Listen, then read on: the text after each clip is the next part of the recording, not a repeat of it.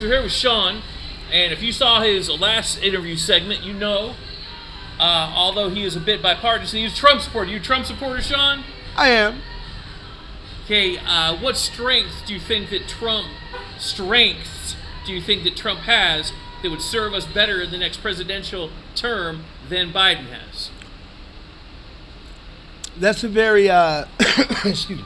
That's a really tough question, but Now, you know Trump personally, right? I know them both personally. I was coached by President Biden when I went to Notre Dame. The Donald I know personally as well. But for the situation that we're in economically, that's why I say the Donald is the best for this coming election. Now, don't get me wrong. Joe's done a great job. But just as President Obama came into office and had people in his cabinet that were more concerned about getting elected and working on their future campaign, that's the position President Biden is in now. He can't get anything done. The people around him are more concerned with what's going to happen when they run, or how could they position themselves better as opposed to getting his agenda done. Are you concerned that Biden may not be fit to serve because of his mental capacity, his age? That's ridiculous. No, sir. I'm not concerned with none of that. What I do know from being an activist myself and a door knocker and getting signatures in politics, if you have the wrong people position, they're going to work adversely against what you're trying to do. And there's no way to know ahead of time who's 100% in it. And his cabinet is who ruined his legacy, if you ask me. Do you think that Trump, if he gets elected, will come on with a huge chip on his shoulder, and one of his main objectives will be to get back at the people that have given him so much hard time the last several years? I don't think so.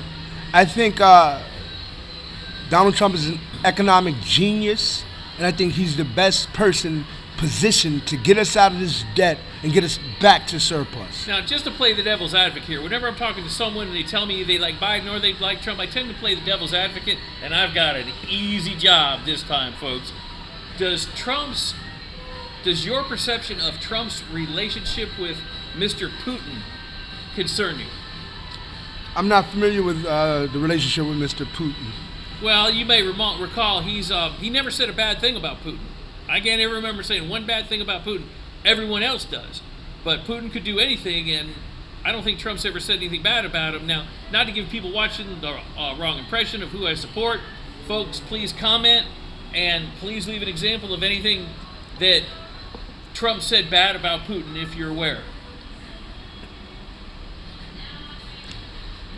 One thing I do know, I try not to badmouth anyone, because even something as small as a joke, like for instance, I played football in college. Lots of people that I played football with.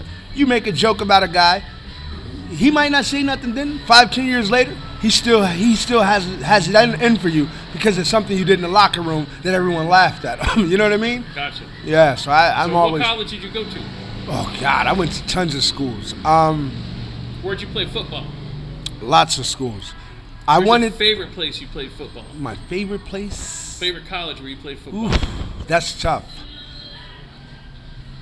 I'd like to say, for the sake of saying so, for ambience and fun, I think it was the U, Miami University. At the U, we had a ton of fun. Yes, sir. All right, we're going to end this because of the background noise. We will be back.